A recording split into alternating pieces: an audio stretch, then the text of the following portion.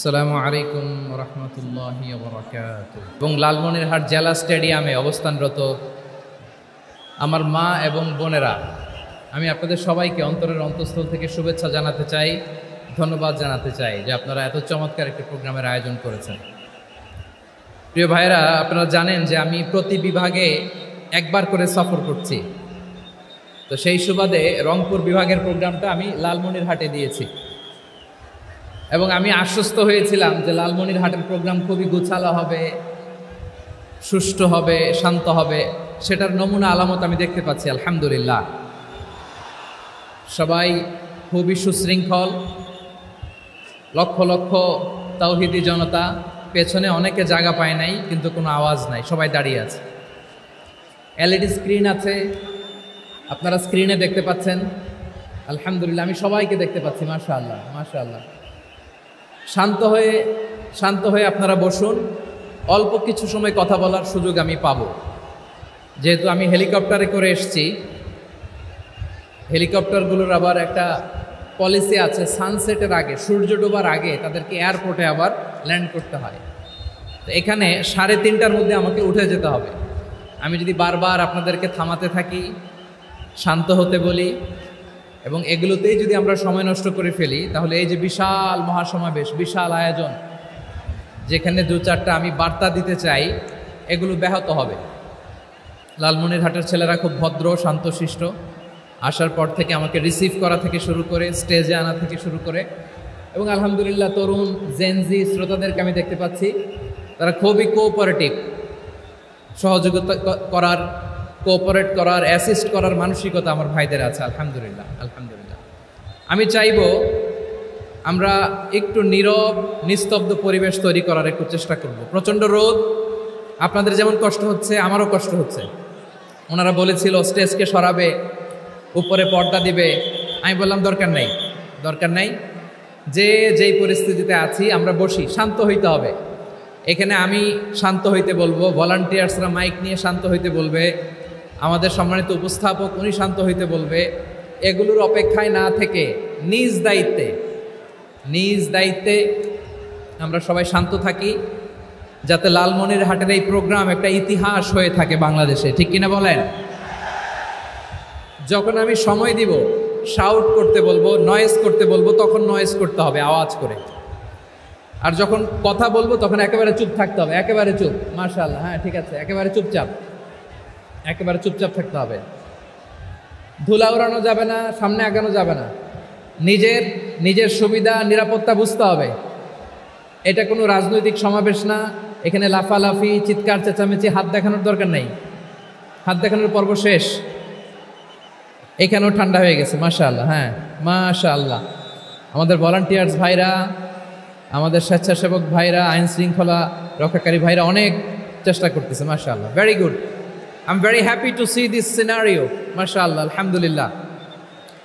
আমি একটু দেখতে চাই যে রংপুর বিভাগের কে কোন জেলা থেকে আপনারা এসছেন।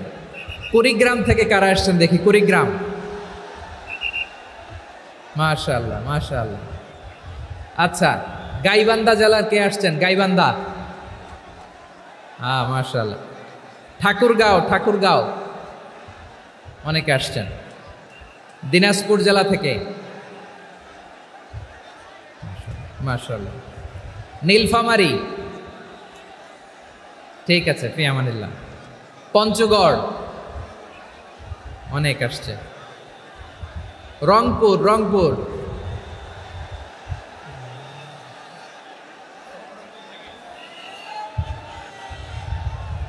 মাশাআল্লাহ মাশাআল্লাহ, ঠিক আছে। লালমনিরহাটের কারা দেখি, লালমনিরহাট,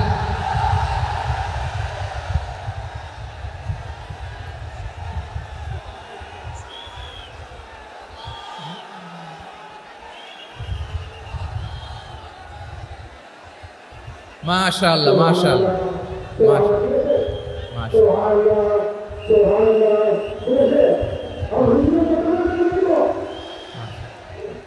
ঠিক আছে।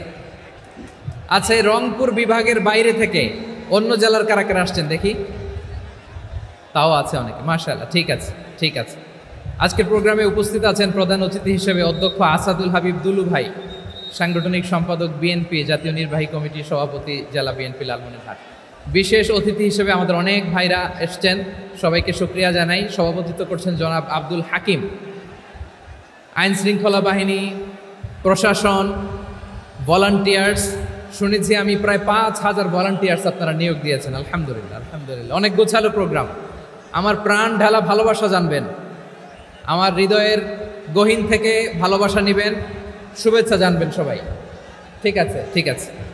প্রিয় ভাইরা, আমরা আর কাল বিলম্ব না করে মূল আলোচনায় চলে যেতে চাই। আজকে যে টপিকের উপর আমি কথা বলবো, টপিকটা হচ্ছে peaceful coexistence and communal harmony, শান্তিপূর্ণ সহাবস্থান এবং সাম্প্রদায়িক সম্প্রীতি। আমাদের বাংলাদেশে সাম্প্রদায়িক সম্প্রীতি আছে না নাই? আবহমান কাল থেকে আমরা মুসলিম, হিন্দু, বৌদ্ধ, খ্রিস্টান, পাহাড়ি, নৃগোষ্ঠী মিলেমিশে একাকার, আমরা সবাই মিলে বাংলাদেশ। আওয়াজ করে বলেন ঠিক কিনা?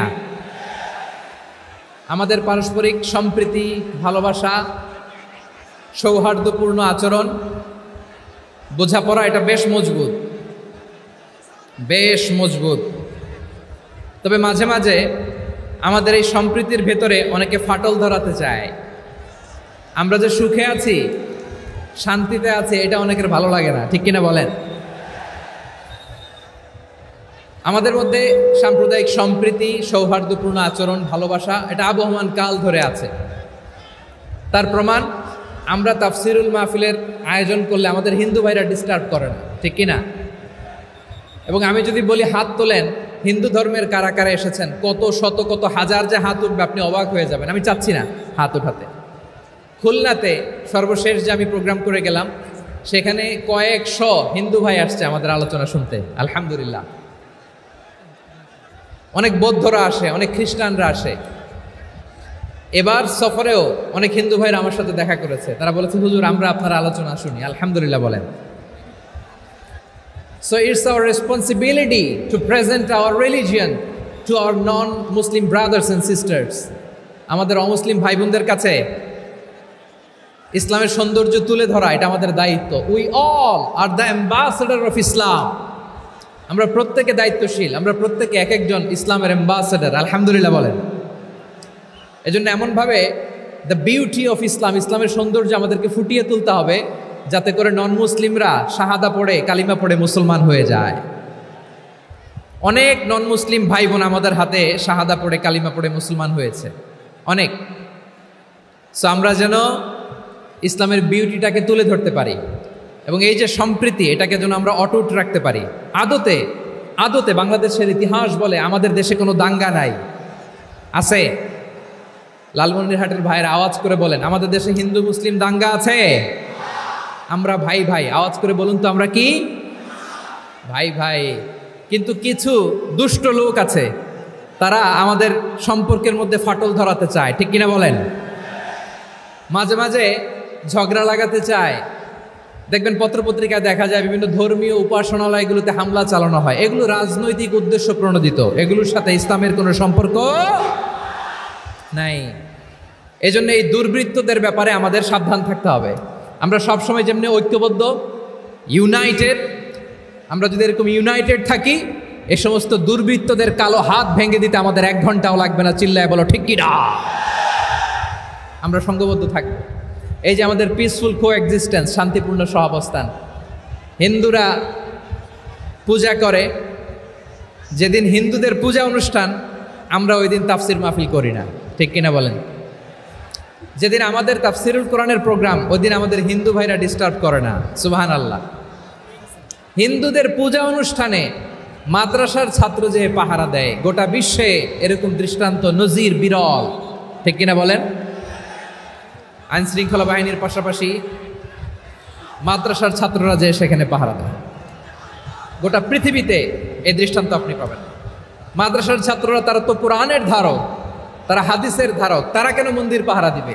এই সম্প্রীতিকে ধরে রাখার জন্য, এই সৌহার্দ্যকে ধরে রাখার জন্য, আমাদের পারস্পরিক ভালোবাসাকে অটুট রাখার জন্য।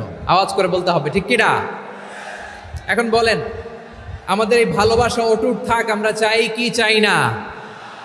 আমরা হিন্দু মুসলিম মিলেমিশে শান্তিপূর্ণ সহাবস্থান, সাম্প্রদায়িক সম্প্রীতি, লালমনিরহাটের ভাইয়ের আওয়াজ করে বলুন, এই সাম্প্রদায়িক সম্প্রীতি আমরা চাই কি চাই না? আল্লাহ এই দেশকে তুমি বরকতময় করো, বাংলাদেশকে তুমি শান্তিময় করো। আওয়াজ করে সবাই বলেন আমিন। এই জায়গাটাতে সামান্য একটু আওয়াজ হচ্ছিল, এটাও থেমে গেছে, আলহামদুলিল্লাহ আলহামদুলিল্লাহ। এখন একেবারে everything is in my control, মাশাআল্লাহ। ঠিক আছে, আমি মূল আলোচনায় যাই। প্রিয় ভাইরা, আমি বলেছিলাম আমার আলোচনার বিষয় হচ্ছে শান্তিপূর্ণ সহাবস্থান, সাম্প্রদায়িক সম্প্রীতি। আমরা দেখব ইসলাম আমাদেরকে কি কি দিক নির্দেশনা দেয়। শান্ত হইতে হবে, খরগোশের কানের মতো কান দুটো আমার দিকে করে রাখেন। আমি এখনো উঠে যাব, হাত নাড়ায় লাভ নাই, আমি উঠে যাব। তাকায় থাকো আর কান খাড়া, আওয়াজ হবে না। হ্যাঁ, মাশাআল্লাহ মাশাআল্লাহ, ঠিক আছে। আমরা দেখব যে রাসূল সাল্লাল্লাহু আলাইহি ওয়াসাল্লাম এই পিসফুল কোএক্সিস্টেন্সের জন্য আমাদের কি শিখিয়েছেন, কি কি গাইডলাইন দিয়েছেন। আমরা 1, 2, 3, 4 করে এগুলো আপনাদের সাথে শেয়ার করব। আমি আপনাদের খেদমতে সূরাতুল আনআমের 108 নম্বর আয়াত তেলাওয়াত করেছি। এখানে আল্লাহ রাব্বুল ইজ্জা ওয়াল জালাল তিনি ইরশাদ করছেন, ওয়ালা তাসুব্বুল্লাযীনা ইয়াদউনা মিন দুনিল্লাহি ফায়াসুব্বুল্লাহা আদওয়ান বিগাইরি ইলম কাযালিকা যায়্যান্না লিকুল্লি উম্মাতিন আমালাহুম সুম্মা ইলা রাব্বিহিম মারজিউহুম ফায়ুনাব্বিউহুম বিমা কানু ইয়ামালুন। রব্বুল আলামিন বলেন, গোলাম ও আমার ইমানদার বান্দারা শোনো শোনো, ও আমার বিশ্বাসী বান্দারা শোনো শোনো, লা তাসুব্বুল্লাযীনা ইয়াদউনা মিন দুনিল্লাহ ফায়াসুব্বুল্লাহা আদওয়ান বিগাইরি ইলম। ও আমার বিশ্বাসী বান্দারা, যারা আল্লাহকে ব্যতি রেখে, আল্লাহকে বাদ দিয়ে অন্য উপাস্যকে ডাকে, দেবীর পূজা করে, দেবতাদের পূজা করে, তোমরা খবরদার তাদের গালি দিও না। আওয়াজ করে বলেন, কি দিও না?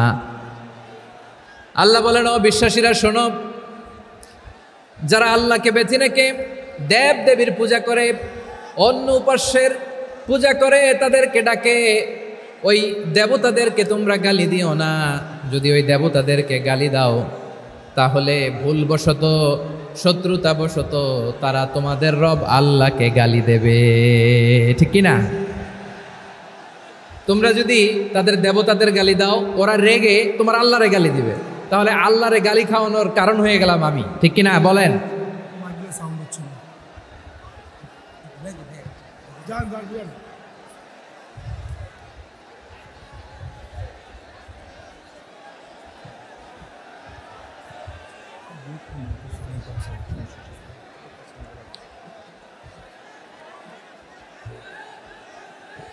সম্মানিত ভাইয়েরা, এত বিশাল প্রোগ্রাম, মাইকের একটা সেটআপ থাকে, তারগুলো অনেক সময় নড়ে যায়, ধাক্কা ধাক্কিতে ডিসপ্লেস হয়, একটু ঝামেলা হবে।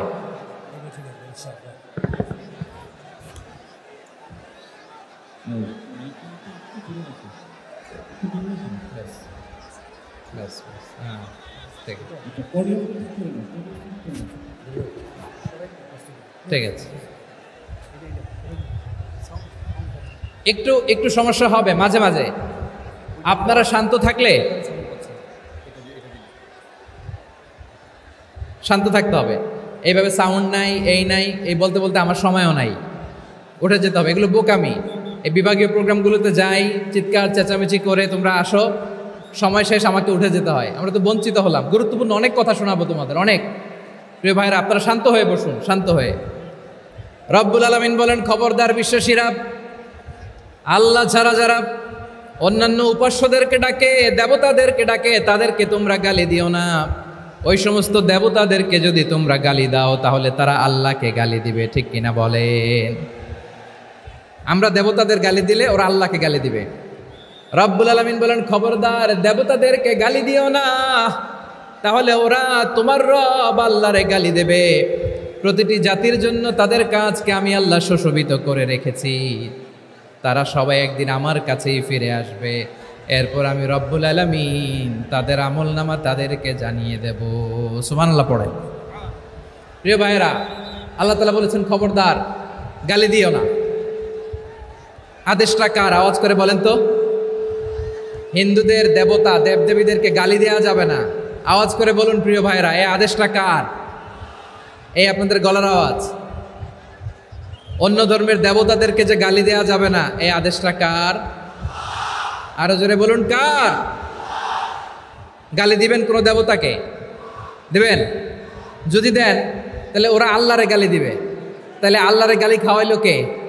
আপনি। ঠিক কিনা বলেন? আমি আল্লাহকে গালি খাওয়ানোর কারণ হলাম। কারণ আমি যদি গালি না দিতাম ওরা আমার রবকে গালি দিত না। আওয়াজ করে বলেন ঠিক কিনা? তাহলে প্রিয় ভাইয়েরা, ইসলাম আমাদেরকে শিখায়, সূরাতুল আনআমের 108 নম্বর আয়াত থেকে আমরা বুঝলাম কোনো ধর্মকে ছোট করা যাবে না। অন্য ধর্মকে ছোট করা মানে ইসলামকে ছোট করা। অন্য ধর্মের দেবতাকে গালি দেওয়া মানে আল্লাহকে গালি খাওয়ানো। আওয়াজ করে বলেন ঠিক কিনা? খবরদার, এটা করা যাবে না। আর অন্য ধর্মের দেবতাকে যদি আপনি গালি দেন, ওরা ইসলাম থেকে দূরে সরে যাবে। যাও ইসলামের প্রতি আকৃষ্ট হয়েছিল আর কোনোদিন ইসলামের ধারে কাছে আসবে না। আওয়াজ করে বলেন ঠিক কিনা? এজন্য কখনো কোনোদিন অন্য ধর্মের দেবতাদেরকে গালি দেওয়া যাবে না। অন্য ধর্মের কোনো দেবতাদেরকে আমরা গালি দিব না, গালি দিব না। বরং ইসলামের beauty, the beauty of Islam, ইসলামের সৌন্দর্যকে আমরা তুলে ধরব। আমরা যদি বিশ্বনবী সাল্লাল্লাহু আলাইহি ওয়াসাল্লামের জীবনের দিকে তাকাই, তাহলে আমি দেখব বিষ্ণু ইসলাম মক্কাতে কিংবা মদিনাতে অন্য ধর্মের লোকদের সাথে খুব পিসফুলি লাইফ লিড করেছেন। হোক মুশরিক, হোক খ্রিস্টান, হোক ইহুদি, বিশ্বনবী সবার সাথে মিলেমিশে ছিলেন। আলহামদুলিল্লাহ বলেন। ইসলাম হচ্ছে পিসফুল রিলিজিয়ান। অন্য ধর্মের প্রতি সহনশীলতার সবক ইসলাম আমাদেরকে দেয়। কিন্তু প্রতিটি মুসলিমের এটা মনে রাখতে হবে, আল্লাহর কাছে পছন্দনীয় গ্রহণযোগ্য ধর্ম জীবনাদর্শ একটি, সেটা হচ্ছে ইসলাম। আওয়াজ করে বলেন সেটা কি? লালমনিরহাটের ভাইয়েরা আওয়াজ করে বলুন, আল্লাহর কাছে মনোনীত ধর্ম একটি, সেটা কি? এজন্য রব্বুল আলামিন বলেন ইন্নাদ-দীনা ইনদাল্লাহিল ইসলাম। আল্লাহর কাছে মনোনীত গ্রহণযোগ্য অ্যাকসেপ্টেড ধর্ম মতাদর্শ একটা, সেটা হলো ইসলাম। ইসলাম ছাড়া অন্য কোনো ধর্ম যদি কেউ তালাশ করে, তার ওই ধর্ম আল্লাহ গ্রহণ করবে না। ওমাইয়াবতাগি গায়রাল ইসলামি দীনান ফালাই ইউকবালা মিন ওয়া হুয়া ফিল আখিরাতি মিনাল খাসিরিন।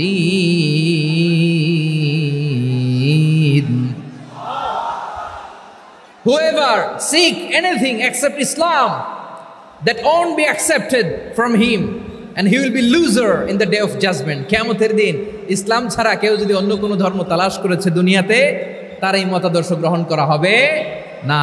and he will be loser, সে হবে লুজার, ক্ষতিগ্রস্ত। হাই হাই কোম্পানির ম্যানেজার, ওর আমও শেষ, সালাও শেষ। আওয়াজ করে বলেন ঠিক কি না? এজন্য ইসলাম পেয়ে আমরা খুশি না বেজার? প্রত্যেক নামাজ শেষে আমরা আল্লাহরে বলি, আল্লাহ রাদিতু বিল্লাহি রাব্বা ওয়া বিল ইসলামি দীনা ওয়া বি মুহাম্মাদিন নাবিয়ান ওয়া রাসূলা। ও আল্লাহ, তোমারে রব হিসেবে পেয়ে আমরা খুশি। ও আল্লাহ, ইসলামকে ধর্ম হিসেবে পেয়ে আমরা খুশি। বিশ্বনবীকে আমাদের রাসূল পেয়ে আমরা খুশি। ঠিক কিনা বলেন? ইসলাম ছাড়া অন্য কোনো ধর্ম আমরা গ্রহণ করব না। ঠিক কিনা বলেন? আল্লাহর কাছে অ্যাকসেপ্টেড রিলিজিয়ান একটা, সেটা ইসলাম। তো বিশ্বনবী সাল্লাল্লাহু আলাইহি ওয়াসাল্লাম মক্কাতে কিংবা মদিনাতে খুব পিসফুলি এক্সিস্ট করেছেন, যে কোনো ধর্মের সাথে মিলেমিশে চলেছেন। তার প্রমাণ আমরা যদি রাসূল সাল্লাল্লাহু আলাইহি ওয়াসাল্লামের বায়োগ্রাফির দিকে তাকাই, তাহলে দেখব তিনি মুশরিকদের সাথে পিস ট্রিটি করেছেন, শান্তি চুক্তি, পিস ট্রিটি, পিস এগ্রিমেন্ট। আপনারা হুদাইবিয়ার সন্ধির নাম শুনেছেন? আমার লালমনিরহাটের কলিজার টুকরা ভাইয়েরা, হুদাইবিয়ার সন্ধির নাম আপনারা শোনেন নাই? 6ষ্ঠ হিজরিতে বিষ্ণু ঈসা ইসলাম মুশরিকদের সাথে এই ট্রিটি করেছেন, চুক্তি। কাদের সাথে? মুশরিকদের সাথে। আমরা তো মুসলমান বসতে পারি না।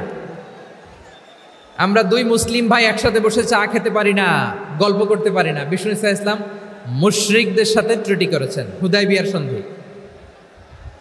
এই সন্ধির আগে মক্কা থেকে কেউ মদিনায় যেতে পারে না, মদিনা থেকে কেউ মক্কায় যেতে পারে না। কিন্তু এই সন্ধির পরে ট্রাফিক স্বাভাবিক হয়ে গেল।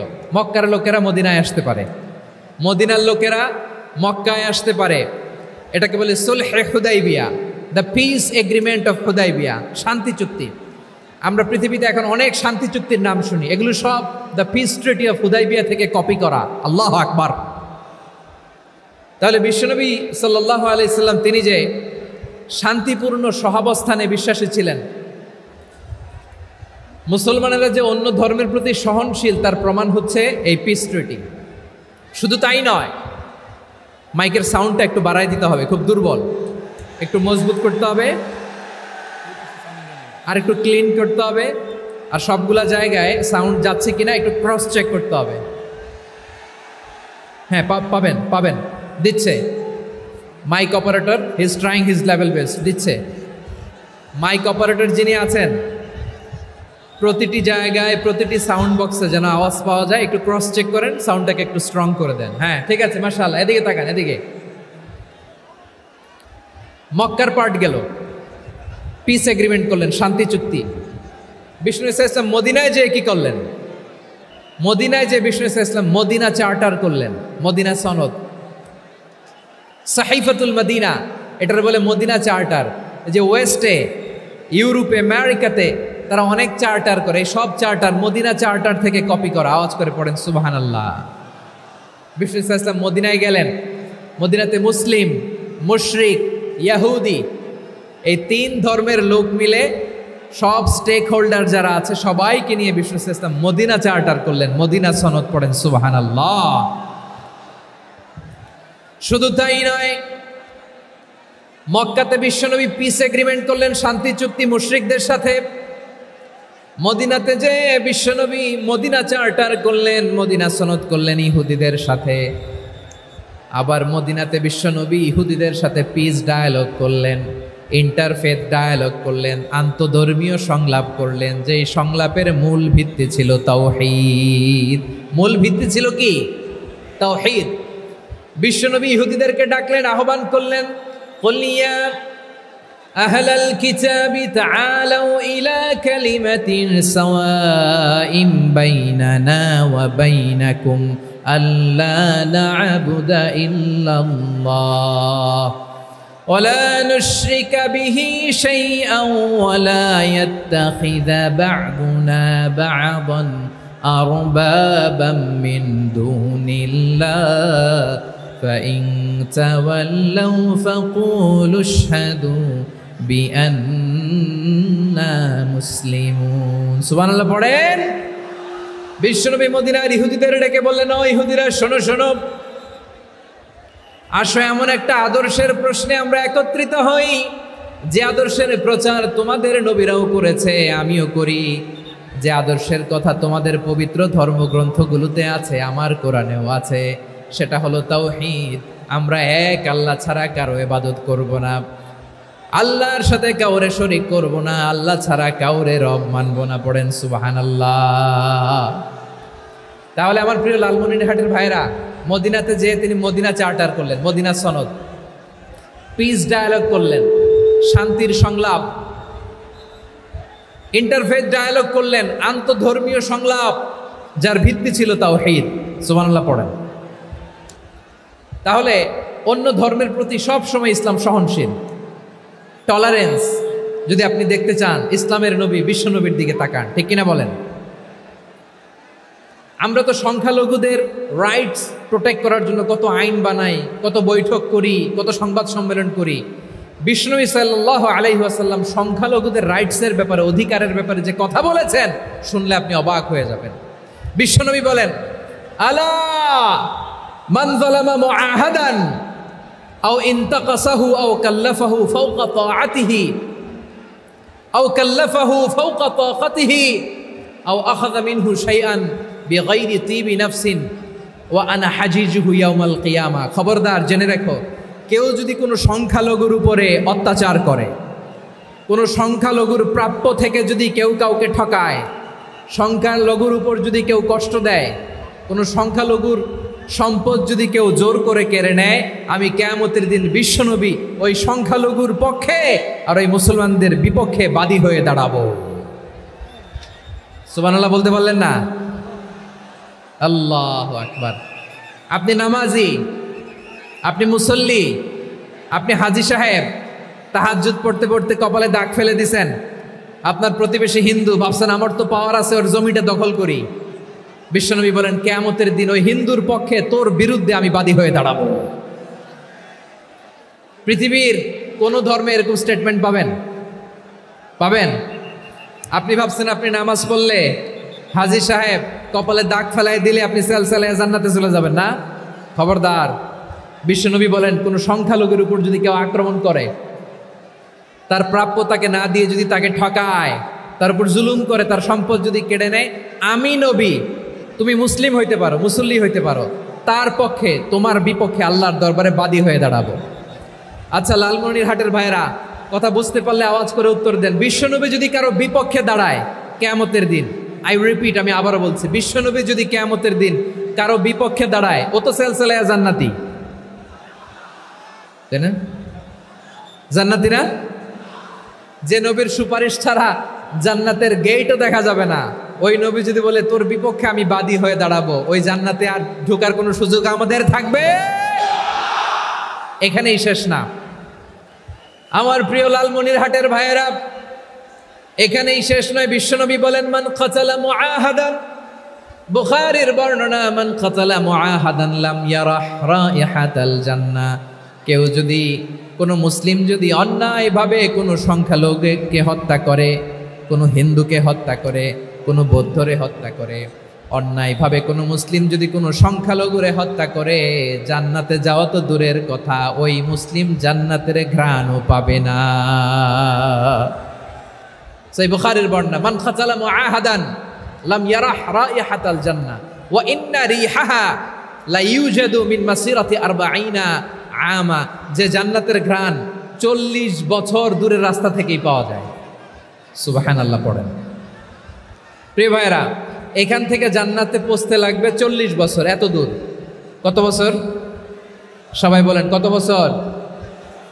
এখান থেকে জান্নাতে পৌঁছতে লাগবে 40 বছর। এত দূরে থাকতেই জান্নাতের ঘ্রাণ আপনার নাকে এসে ধাক্কা মারবে। বিশ্বনবী বলেন যে ব্যক্তি কোনো সংখ্যালঘুকে হত্যা করে, জান্নাতের ঘ্রাণ তো পাবেই, জান্নাতে তো ঢুকতে পারবেই না, জান্নাতের ঘ্রাণও তার নাকে লাগবে না। পড়েন না আউযুবিল্লাহ। তাহলে সংখ্যালঘুদের ব্যাপারে ইসলামে অধিকার দেয়া আছে না নাই? লালমনিরহাটের ভাইয়ের আওয়াজ করে বলেন, আমার সংখ্যালঘু হিন্দু ভাইদের রাইটস, অধিকার আমাদের ইসলামে প্রোটেক্টেড আছে না নাই? এখানেই শেষ না। বিষ্ণু ইসলাম আপনার অমুসলিম প্রতিবেশীর সাথে ভালো আচরণ করতে বলেছে। আমাদের হয় না এটা মুসলিম পাড়া, ওটা বৌদ্ধ পাড়া, হয় না? অনেক সময় হয় না এটা আমাদের মুসলিম পাড়া, ওইটা হিন্দু পাড়া, এরকম আছে না নাই? লালমনিরহাটে নাই না? আছে?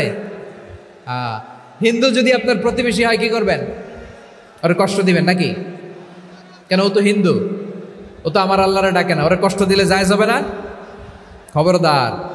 বিষ্ণু ইসলাম বলেন মান কানা ইউমিনু বিল্লাহ ওয়াল ইয়াউমিল আখির ফালিউকরিম জারাহ। যে আল্লাহ বিশ্বাস করে আর আখিরাতে বিশ্বাস করে, সেজন্য প্রতিবেশীর সাথে ভালো আচরণ করে। সুবহানাল্লাহ। কলিজা জুড়ায় যায় না আমার নবীর কথাগুলো শুনলে? যে আল্লাহ বিশ্বাস করে, যে আখিরাতে বিশ্বাস করে, সেজন্য প্রতিবেশীর সাথে ভালো আচরণ করে। এখানে বলছে মুসলিম প্রতিবেশী বলছে, নামাজি প্রতিবেশী বলছে, আল্লাহওয়ালা প্রতিবেশী বলছে না। প্রতিবেশী আস্তিক হোক নাস্তিক হোক, প্রতিবেশী মুমিন হোক মুশরিক হোক, প্রতিবেশী হইলেই তার সাথে ভালো আচরণের দরকার আছে না নাই? আমার প্রিয় লালমনিরহাটের ভাইয়েরা, বিষ্ণু ইসলাম ওনার ইহুদি প্রতিবেশীদের দেখাশোনা করতেন। আওয়াজ না শোনা যাক, আমারও তো দেখা যায়, আমারও তো দেখা যায়। তাকায় থাকেন, তাকায় থাকলে সওয়াব হবে।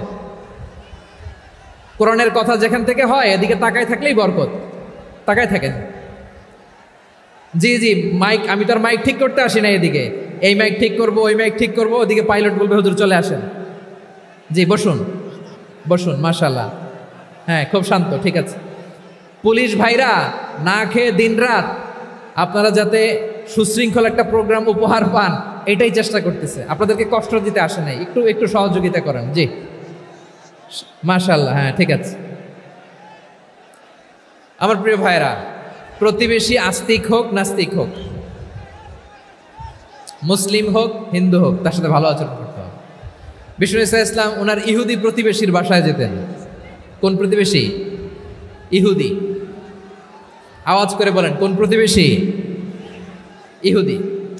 এক ইহুদি কিশোর বিষ্ণু ইসা ইসলামের খেদমত করতে, ইহুদি ছেলে আমার নবীর খেদমত করতো, তারা ছিল নবীর প্রতিবেশী। তো অনেক দিন হয় ইহুদি ছেলেটা আসে না। বিশ্বনবী খোঁজ দিলেন, ঘটনা কি? একটা ইহুদি ছেলে না আমার খেদমতে আসতো, ছেলেটা কই? খোঁজ নিয়ে জানলেন ছেলেটা অসুস্থ। বিষ্ণু ইসা ইসলাম ওই ইহুদির বাড়িতে চলে গেলেন ওই ছেলেটাকে দেখা করার জন্য, ভিজিট করার জন্য। সুবহানাল্লাহ পড়বেন না?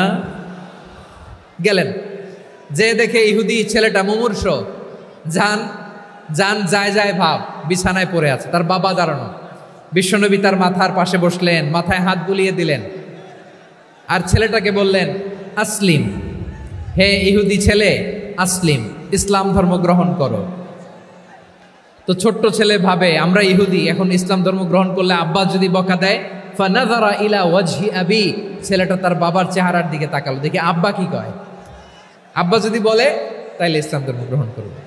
ইহুদি ছেলেটা তার বাবার দিকে যখন তাকালো, ওর বাবা বলে আতি আবুল কাসিম, আবুল কাসিম যা বলে তাই করো। আবুল কাসিম হচ্ছে বিষ্ণু ইসা ইসলামের একটা কুনিয়াত, উপনাম। আমার রাসূলের বড় ছেলের নাম ছিল কাসেম। যেমন দেখবেন আমাদের এলাকায় কারো ছেলের বড় ছেলের নাম যদি হয় আব্দুল্লাহ, এরা আব্দুল্লাহর বাপ বলে ডাকে। কারো বড় মেয়ের নাম যদি হয় ফাতেমা, এরা কি ডাকে? ফাতেমার বাপ বলে না? তো বিষ্ণু ইসা ইসলামের বড় ছেলের নাম ছিল কাসেম। ইহুদি বাবা বলল আতি আবুল কাসেম, আবুল কাসেম যা বলে তাই শোনো, মানে মোহাম্মদ যা বলে তাই শোনো। এই কথা শুনে ছেলে সাহস পাইছে, ছেলে আবার পড়তে আরম্ভ করলো আশহাদু আল্লাহ ইলাহা ইল্লাল্লাহ ও আশহাদু আন্না মুহাম্মাদার রাসূলুল্লাহ, পড়েন আল্লাহু আকবার। বিশ্বনবীর আহ্বান শুনে ওই আহ্বানে সাড়া দিয়ে ইহুদি ছেলে শাহাদা পড়ে মুসলমান হয়ে গেল। তার হৃদয়টারে ইমানের নূর দিয়ে আলোকিত করে দিল কে? প্রিয় ভাইরা, এবার রাসূল সাল্লাল্লাহু আলাইহি ওয়াসাল্লাম বের হয়ে আসলেন ঘর থেকে, আর বললেন আলহামদুলিল্লাহিল্লাযী আনকাযাহু মিনান নার, প্রশংসা সে আল্লাহর যে আল্লাহ জাহান্নামে চলে যাচ্ছিল প্রায় এমন একটা লোককে মুহূর্তের মধ্যে কালেমায়ে শাহাদাতের বদৌলতে জান্নাতি বানায় দিলেন। আওয়াজ করে পড়েন সুবহানাল্লাহ। এই হাদিস থেকে আমরা কি শিখলাম? What is the moral of the story? এক নম্বর স্টোরি হলো, প্রতিবেশী ইহুদি হোক হিন্দু হোক, যাবেন, সুসম্পর্ক রাখবেন, উপহার দিবেন, বিপদে পাশে দাঁড়াবেন, তাইলেই তো আপনাদের প্রতি, মুসলমানদের প্রতি তারা আকৃষ্ট হবে, ঠিক কিনা বলেন? আপনি যদি হিন্দুদের সাথে বৌদ্ধদের সাথে নাই মিশেন, নাস্তিকের কাছে নাই যান, তো ইসলামের সৌন্দর্যটা ওরা বুঝবে কেমনে? আমার অনেক হিন্দু পরিচিত ভাই আছে, ওরা আমাদের ইফতারির প্রোগ্রামে এসে একসাথে ইফতারি করে। অনেক মদখোর আমার সাথে বসে একসাথে ডিনার করে, হাফ প্যান্ট পরা, গলায় স্বর্ণের চেইন, হাতে স্বর্ণের ব্রেসলেট, আইসা আমার সাথে ডিনার করছে, আছে এরকম। গাঁজাখোর, আমি বলি আসো, welcome welcome to my dinner, আসো বসো। বসলেই তো আমি ওর ডিএনএ, চিন্তার ডিএনএ চেঞ্জ করে দেওয়ার সুযোগ পাবো, চিল্লায় বলো ঠিক কি না? আসতে হবে আমার কাছে। Hour door is open, the door of Islam is open 24/7। সব সময় আমাদের ইসলামের দরজা আমার অমুসলিম ভাইদের জন্য খোলা আছে না নাই? এই হাদিস থেকে দুইটা শিক্ষা। এক নম্বর শিক্ষা, প্রতিবেশী মুসলিম হোক অমুসলিম হোক, যান, অসুস্থ হইলে একটু আপেল নিয়ে যান, আঙ্গুর নিয়ে যান, কমলা নিয়ে যান, তাদের সাথে ভালো আচরণ করেন। ইসলামের বিউটি দেখে, সৌন্দর্য দেখে অবাক হবে, নসিব ভালো হলে কোনোদিন কালিমা পড়ে মুসলমান হয়ে যাবে, ঠিক কিনা বলেন? তাহলে অমুসলিমের সাথে ভালো সম্পর্ক। বিশ্বনবী ইহুদির বাড়িতে গেলেন, ইহুদির বাড়ি, আর আমার মুসলমান ভাই আমার কাফের বলে, এরকম আছে না নাই? হ্যাঁ, মুসলিম মুসলিমরা দেখতে পারে না, সহ্য করতে পারে। বিশ্বনবী সাল্লাল্লাহু আলাইহি ওয়াসাল্লাম ইহুদির বাড়িতে গেলেন, এটা একটা শিক্ষা। আরেকটা শিক্ষা হলো, ভাইয়েরা ধাক্কা মেরে এসে সামনে এসে কি লাভ? প্রোগ্রাম তো শেষ হচ্ছে, এখনই শেষ হচ্ছে, তো এই যে আমাদের বকশি ভাই ওয়াদা নিল, হাত তোলালো, মিম বলে এত কথা বলল, তো আমি জেলায় জেলায় যে খালি হাত নাড়াই তোমাদের জন্য নাকি? হ্যাঁ, হাত নাড়াই শুধু, এই ধাক্কাইতে ধাক্কাইতে এদিকে এসে হাত নাড়াইতেছে। হয়েছে তো, দেখলাম তো, ঠিক আছে, মাশাআল্লাহ, অনেক সুশৃঙ্খল, অন্যান্য যে কোনো জেলার চেয়ে অনেক সুশৃঙ্খল। আমার দিকে তাকাও, আমার দিকে তাকাও, ঠিক আছে। এই যে দাঁড়িয়ে আছে, একটা ছেলে নড়ে না, দেখছেন? মাশাআল্লাহ মাশাআল্লাহ মাশাআল্লাহ। হ্যাঁ, এইভাবেই। আর কয়েকটা মজাদার কথা আছে, শোনো। এই হাদিস থেকে আমাদের শিক্ষা হলো, আমার প্রতিবেশী যেই ধর্মের হোক আমি সম্পর্ক রাখবো। অসুস্থ হলে যাব, কি বলেন ভাইরা? যাবেন না? যাবেন না আপনারা? আচ্ছা, 2 নম্বর শিক্ষা হলো, বিষ্ণু ঈসা ইসলামের খাদেম ছিল ইহুদি, এতদিন খেদমত করলো, একদিনও বিশ্বনবী ওরা কালিমার দাওয়াত দেয় নাই। কারণ কি?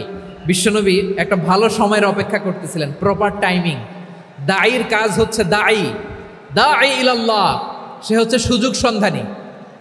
দায়ী সুযোগ খোঁজে, কখন দাওয়া দিলে ব্যাটে বলে হবে, ঝোপ বোঝে কোপ মারে, ঠিক কিনা বলেন? বিষ্ণু ঈসা ইসলাম ভালো সময়ের অপেক্ষা করতেছিলেন, দেখি ভালো সময় আসুক আসুক আসুক আসুক। আস্তে আস্তে এমন সময় আসছে, ছেলে এবার মুমূর্ষ। অসুস্থ ব্যক্তির হৃদয় অত্যন্ত নরম থাকে, হসপিটালে যখন কেউ যায় তার হৃদয়টা বড্ড নরম থাকে, মৃত্যুর ভয়ে তার অন্তরটা নরম থাকে, ঠিক কিনা বলেন? এই প্রপার টাইমিং এর অপেক্ষা করতেছিলেন। যখনই টাইমিং পেয়েছেন, দাওয়াত দিলেন, পড়ো লা ইলাহা ইল্লাল্লাহ, সুবহানাল্লাহ পড়েন সবাই। তাহলে ইসলাম অমুসলিম প্রতিবেশীর সাথে ভালো আচরণ করতে বলে। ইসলাম অমুসলিম মাতা পিতার সাথেও ভালো আচরণ করতে বলে। মাতা পিতা যদি অমুসলিম হয়, তারা ফেলে দিতে পারবেন? পারবেন? পারবেন? আমার লালমনিরহাটের ভাইয়েরা, অনেক হিন্দু ছেলে আমাদের হাতে শাহাদা পড়ে মুসলিম হয়, কিন্তু ওর মা মুসলমান হয় নাই, বাবাও হয় নাই, এরকম আছে না নাই? তো ও হয়েছে মুসলিম, মা বাপ হিন্দু, এখন মা বাপ কি বাদ? হ্যাঁ, মা বাপ বাদ দেয়া যাবে? যেই মা আপনার 9 মাস 8 মাস পেটে ধারণ করলো, আপনার মায়ের নার ছেঁড়া ধন, আপনি ওই মারে বাদ দিতে পারবেন? যেই মায়ের বুকের তাজা দুধ খেয়ে আপনি আজকে বাড়ন্ত তাজা তরতাজা, ওই মারে বাদ দেয়া যাবে? মায়ের এক ধারে দুধের দাম, কাটিয়া গায়ের চাম, পাপোশ বানাইলেও ঋণের শোধ হবে না, এমন দরদি ভাবে কেউ হবে না আমার মাগো।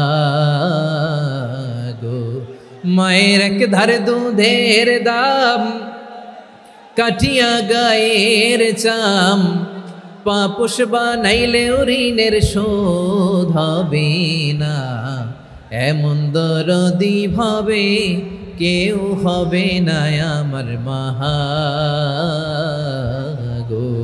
ঠিক কিনা? মাকে তো বাদ দেয়া যায় না। وَقَضَى رَبُّكَ أَلَّا تَعْبُدُوا إِلَّا إِيَّاهُ وَبِالْوَالِدَيْنِ إِحْسَانًا। আল্লাহ বলে, অবধারিত 2টা ভার্ডিক্ট তোমাদের জন্য, এক আল্লাহর ইবাদত করবা আর মা বাবার প্রতি ইহসান করবা। আদেশটা কার? মা বাবার প্রতি ইহসান করতে হবে। আমার মা হিন্দু হোক, ভালো আচরণ করতে হবে, বৌদ্ধ হোক, ভালো আচরণ করতে হবে। আমার যে সমস্ত হিন্দু ভাইয়েরা মুসলিম হয়েছ, তোমাদের মা বাবা এখনো মুসলমান হয় নাই, তাদের সাথে ভালো আচরণ করতে হবে। আপনাদের খেদমত নিজে করতে হবে, অথবা খেদমতের ব্যবস্থা করাই দিতে হবে। মান্থলি যে খরচ লাগে এটা দিতে হবে। আরে তুমি এখন মুসলিম, তোমার মা বাবা হিন্দু, এখনই তো সুযোগ ইসলামের সৌন্দর্য দেখানো। এখন মা বাবা যদি দেখে, আরে এটা হিন্দু থাকতে তো বদমাইশ ছিল, বেয়াদব ছিল, কি এমন ধর্ম সে গ্রহণ করলো যেটা গ্রহণের সাথে সাথে সে পাল্টে গেল? কি এমন ধর্ম সে গ্রহণ করেছে যেটা তার জীবনকে আলোকিত করে দিয়েছে? নসিব ভালো হইলে তারাও কালিমা পড়ে মুসলমান হয়ে যাবে। বিষ্ণু ঈসা ইসলামের স্ত্রীর নাম ছিল আয়েশা রাদিয়াল্লাহু তাআলা আনহা, আবু বকর রাদিয়াল্লাহু তাআলা আনহুর মেয়ে। আবু বকর রাদিয়াল্লাহু তাআলা আনহুর আরেক মেয়ের নাম হচ্ছে আসমা। কি নাম? দুজনই আবু বকর রাদিয়াল্লাহু তাআলা আনহুর মেয়ে, আসমা আর আয়েশা। নাম দুইটা কেমন লাগে? আসমা নামটা কেমন লাগে? আয়েশা নামটা কেমন লাগে? সবার ভালো লাগে নাই? নাম দুটো আপনাদের ভালো লাগে? লালমনিরহাটে অনাগত যদি কন্যা সন্তান হয়, যদি মনে চায় আসমা রেখে দিতে পারবেন।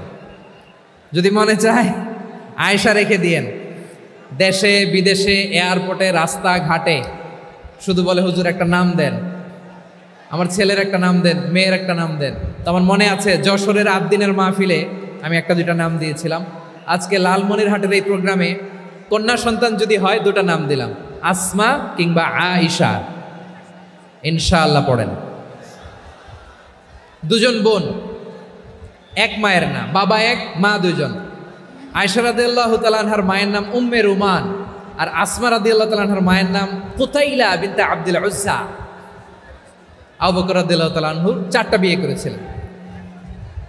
তো একই ঘটনা ঘটেছে এই ফ্যামিলিতে। আসমা ইসলাম ধর্ম গ্রহণ করে মুসলিমা, কিন্তু তার মা কুতাইলা মুশরিকা। আই রিপিট, বোঝার জন্য আমি আবারও বলি, আসমা রাদিয়াল্লাহু তাআলা আনহা মুসলিমা, আর আসমার মা কুতাইলা, আওয়াজ করে বুঝে থাকলে বলেন, আসমার মা মুশরিকা। তার মানে মেয়ে মুসলিম, মা অমুসলিম, ভেজাল আছে না নাই? কিন্তু কুতাইলা আর ধৈর্য ধারণ করতে পারে না।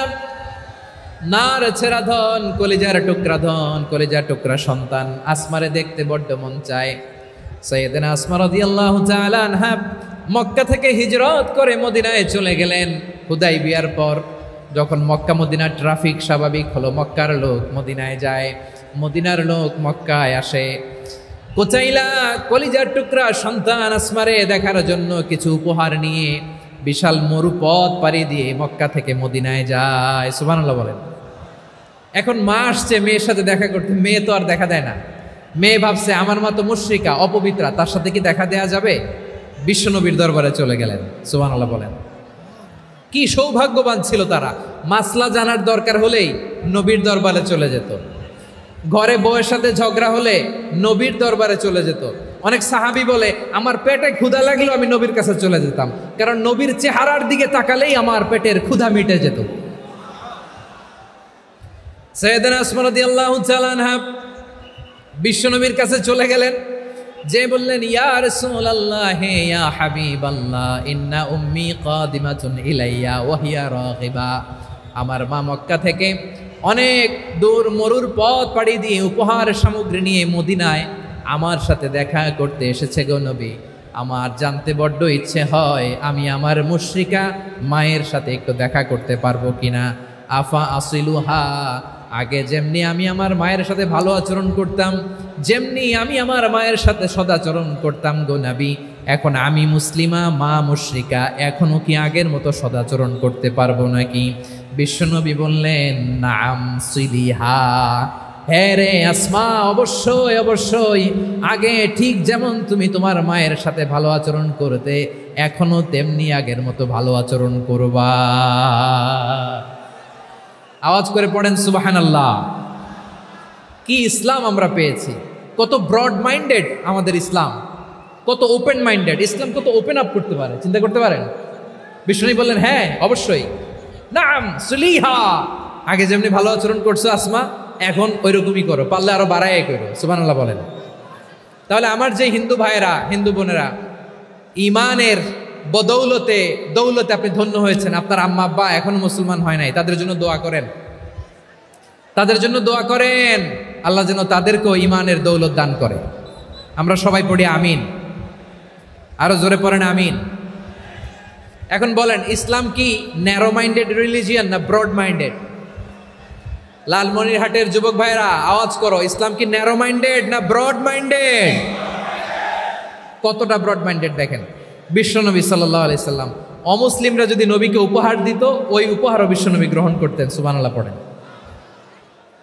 আপনার অমুসলিম বন্ধু যদি উপহার দেয়, সেটাও আপনি নিতে পারবেন, যেটা নেওয়া জায়েজ। কিন্তু আপনার বন্ধু যদি আপনার মদের বোতল দেয়, নিতে পারবেন? হ্যাঁ, মদের বোতল দিলে পারবেন না। আপনার বন্ধু যদি আপনার পর্ক দেয়, পর্ক, শুকরের গোশত মিশ্রিত কোনো খাবার, ওটা নিতে পারবেন না। হালাল যে কোনো জিনিস নিতে পারবেন। বিশ্বনবী সাল্লাল্লাহু আলাইহি ওয়াসাল্লাম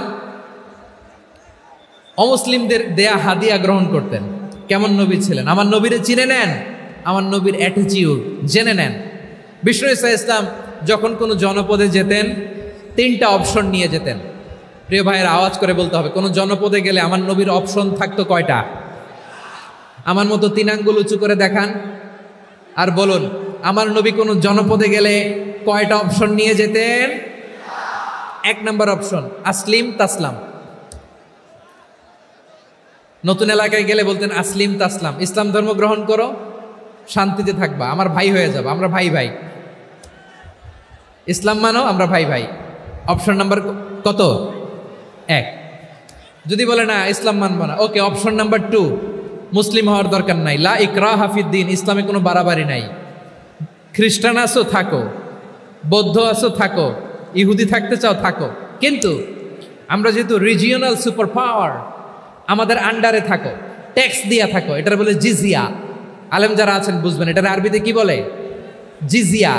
you pay us the tax, we will give you the security.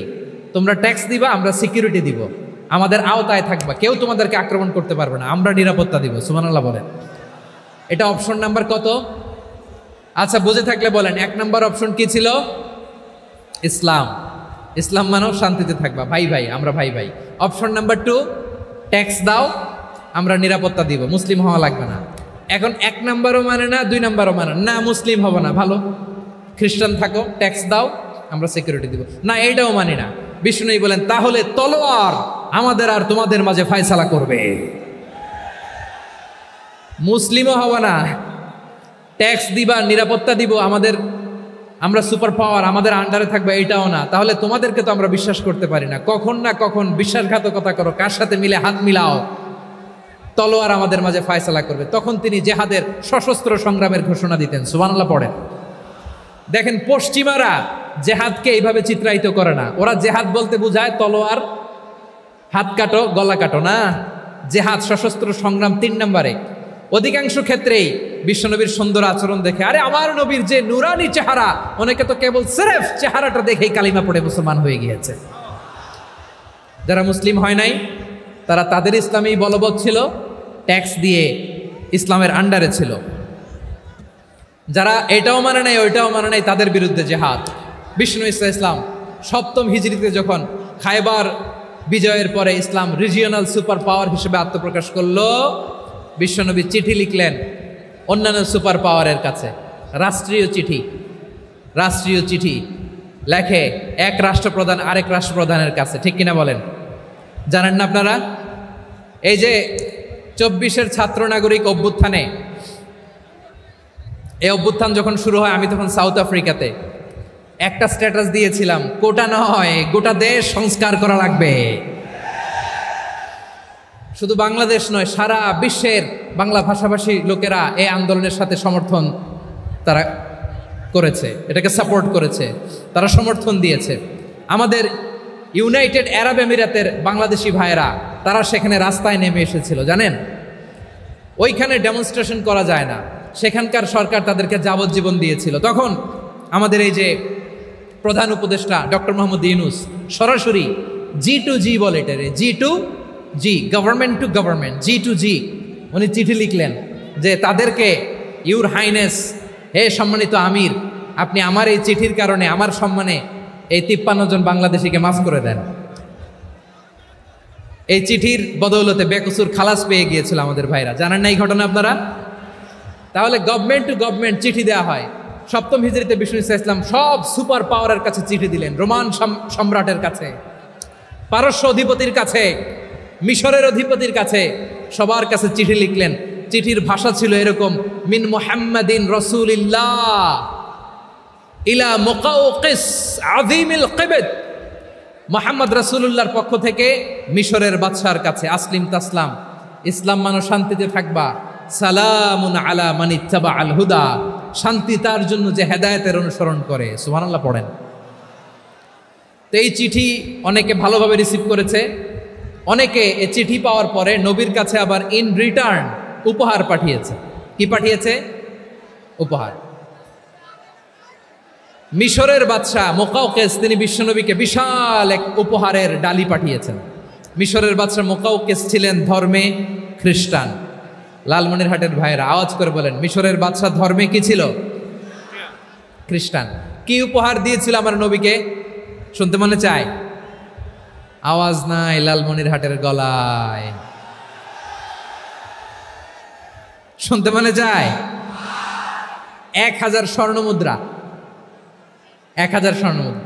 2টা খ্রিস্টান দাসী, একজনের নাম মারিয়া বিনতে শামউন আল কিবতিয়া, আরেকজনের নাম সিরিন বিনতে শামউন আল কিবতিয়া। একজন খ্রিস্টান দাস 20 থান কাপড় জামা বানানোর জন্য, আমরা নবী যেন সেলাই করে জামা বানাতে পারে এজন্য 20 থান কাপড়, 20 থান ফাইন গার্মেন্ট, সুবহানাল্লাহ পড়বেন না? এরপরে একটা গাধা যেটার নাম ছিল উফাইর, আর একটা খচ্চর, এটার নাম ছিল দুলদুল। খচ্চর চিনেন? গাধা আর ঘোড়ার ক্রসিংয়ে যে প্রাণীটা দুনিয়াতে আসে ওটার খচ্চর বলে। তো এই যে সুপার পাওয়ার, খ্রিস্টান বাদশার কাছে নবী চিঠি লিখলেন, ওই খ্রিস্টান বাদশাহ আমার নবীকে উপহার দিল, বিশ্বনবী এই উপহারগুলো সানন্দে গ্রহণ করেছে। সুবহানাল্লাহ পড়বেন না? তাহলে অমুসলিম কেউ যদি আপনাকে উপহার দেয়, হালাল উপহার হলে আপনি গ্রহণ করতে পারবেন। অনুরূপভাবে পারস্যের বাদশাহ, রোম সম্রাট বিশ্বনবীকে উপহার পাঠিয়েছেন, আমার নবী সবগুলো উপহার গিফট গ্রহণ করেছেন। সুবহানাল্লাহ বলেন। তাহলে প্রিয় লালমনিরহাট, আওয়াজ করে বলুন, ইসলাম কি ন্যারো মাইন্ডেড রিলিজিয়ন না ব্রড মাইন্ডেড? আম্মাজান আয়েশার কাছে মাসালা জানতে চায় মেয়েরা, হে আম্মাজান, অগ্নি উপাসকেরা তাদের ঈদের দিন নওরোজের সময় আমাদেরকে পাখি দেয়, নেওয়া যাবে? উনি বললেন, ওরা জবাই করে দিলে নেওয়া যাবে না, কিন্তু ওরা যদি ফলমূল এরকম খাবার দেয় এগুলো নেওয়া যাবে। তার মানে অমুসলিমদের দেয়া উপহার এটা গ্রহণ করা যায়। সুবহানাল্লাহ বলেন। শুধু তাই নয়, বিষ্ণু ঈসা ইসলাম অমুসলিমদের সাথে আর্থিক লেনদেনও করেছেন, ফিনান্সিয়াল ডিলিং করেছেন। অমুসলিমদের সাথে প্রয়োজনে আপনি ফিনান্সিয়াল ডিলিং করতে পারবেন। আমরা প্রায় দেখি বাজারের মিষ্টির দোকানগুলো আমার হিন্দু ভাইদের। লালমনিরহাটে মিষ্টির দোকান, দইয়ের দোকান কারা চালায়? হিন্দুরা চালায় না? তারপরে যে বারবার শপ, চুল কাটে যে নাপিত, অধিকাংশ নাপিতের দোকানে কারা? আমার হিন্দু ভাইরা। তা আপনি চুল কাটতে পারবেন কিনা? পারবেন কিনা বলেন? পারবেন। তার দোকান থেকে দই মিষ্টি কিনতে পারবেন কিনা? হ্যাঁ, আমার মুসলিম ভাইয়ের দোকান থাকলে ওইটারে আমি বেশি প্রায়োরিটি দিব, ঠিক কিনা? কিন্তু যদি তাদের সার্ভিস নিতে চান, প্রোডাক্ট নিতে চান, পারবেন। তার দলিল সহিহ বুখারী, আম্মা জান আয়েশা রাদিয়াল্লাহু তাআলা আনহা বলেন, ইশতারা রাসূলুল্লাহ সাল্লাল্লাহু আলাইহি ওয়াসাল্লাম মিন ইয়াহুদিয়িন তুআমান ওয়া রাহানাহু দিরআহু মিন হাদিদ। রাসূল সাল্লাল্লাহু আলাইহি ওয়াসাল্লাম এক ইহুদির কাছ থেকে, কার কাছ থেকে? সবাই বলে নাই কার কাছ থেকে?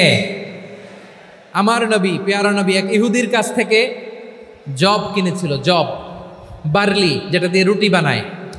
ওই জবের দাম দেওয়ার টাকা পয়সা নবীর কাছে ছিল না, ফলে নবী ওনার একটা পোশাককে মর্গেজ রেখেছিলেন, মর্গেজ, বন্ধক, যে এখন এটার দাম দিতে পারবো না, কয়েক কেজি বার্লি নিয়ে যাই আর বন্ধক হিসেবে আমার জামাটা রেখে গেলাম, যেই দিন দাম দিব ওই দিন জামাটা ছুটাই নিয়ে যাব। সুবহানাল্লাহ পড়বেন না? বাকিতে নিছিলেন, বাকিতে। দিরআহু মিন হাদিদ, লোহার তৈরি বর্ম, মানে যুদ্ধের পোশাক, লোহা দিয়ে বানানো। বিশ্বনবী বললেন, কয়েক কেজি জব দাও, টাকাটা পরে দিব, এখন টাকা নাই, বন্ধক হিসেবে, মর্গেজ হিসেবে আমার জামা রেখে গেলাম, যখন টাকা দিব জামা ছুটায় নিব। আওয়াজ করে বলতে হবে সুবহানাল্লাহ। এ থেকে বোঝা গেল অমুসলিমদের সাথে ফিনান্সিয়াল ডিলিং করা যায়, অর্থনৈতিক লেনদেন করা যায়, কেনাবেচা করা যায়, প্রোডাক্ট কেনা যায়। এমনকি আমাদের মসজিদে নববীতে বারান্দায় আপনারা একটা অটোমেটিক ফ্লাইং আমব্রেলা দেখছেন? সূর্য যখন বাড়ে মসজিদে নববীর বারান্দায় ইয়ার্ডের মধ্যে অটোমেটিক্যালি কিছু আমব্রেলা আছে, সাঁ করে খুলে যায়, আর সূর্যের তাপ লাগে না। আবার সন্ধ্যাবেলায় এই আমব্রেলাগুলো ওরা ক্লোজ করে ফেলে, দেখেন নাই না? দেখছেন? এই মসজিদে নববীকে সর্বোচ্চ উন্নত মানের কনস্ট্রাকশন ইনফ্রাস্ট্রাকচারে ডেভেলপ করার জন্য কর্তৃপক্ষ কিছু অমুসলিম ইঞ্জিনিয়ারের, ডিজাইনারের সহায়তা নিয়েছিল। সুবহানাল্লাহ বলেন। কোন দলিলের ভিত্তিতে? এই দলিলের ভিত্তিতে যে বিষ্ণু ঈসা ইসলাম অমুসলিমদের সাথেও লেনদেন করেছেন। আওয়াজ করে বলতে হবে আল্লাহু আকবার। শুধু তাই নয়, ইন কেস অফ ইমার্জেন্সি, প্রয়োজনে ইসলামের খাতিরে, ইসলামকে সামনের দিকে এগিয়ে নিয়ে যাওয়ার জন্য অমুসলিমদের সাপোর্ট নেওয়া জায়েজ আছে। সুবহানাল্লাহ বলেন। অমুসলিমদের সাপোর্ট নেয়া, তাদের থেকে অর্থ নেয়া, পলিটিক্যাল সাপোর্ট, পলিটিক্যাল অ্যাসাইলাম নেওয়া জায়েজ আছে। আমাদের অনেক বিশ্ববরেণ্য দায়ীরা আমেরিকায় অস্থায়ীভাবে অ্যাসাইলাম নিয়ে থাকে, নিজের দেশে গেলে ফাঁসিতে ঝুলাই দিবে, যুগ যুগ ধরে দায়ীদের উপরে এরকম অত্যাচার আর নির্যাতন আছে না নাই? মিশরের অনেক দায়ীরা পাশ্চাত্যে যেয়ে থাকে, এই যে তারা পলিটিক্যাল অ্যাসাইলাম নিয়ে থাকে, রাজনৈতিক আশ্রয়, এটা জায়েজ আছে না? এটা যে জায়েজ আছে তার প্রমাণ স্বয়ং বিশ্বনবী সাল্লাল্লাহু আলাইহি ওয়াসাল্লাম পলিটিক্যাল সাপোর্ট নিয়েছিলেন অমুসলিমদের কাছ থেকে। সুবহানাল্লাহ বলেন। খুব মজাদার একটা ঘটনা, শুনবেন? আপনাদের আগ্রহ দেখে তো মনে হয় না শোনার ইচ্ছা আছে। আছে আছে, গলায় জোর আছে? লিল্লাহি তাকবীর, লিল্লাহি তাকবীর।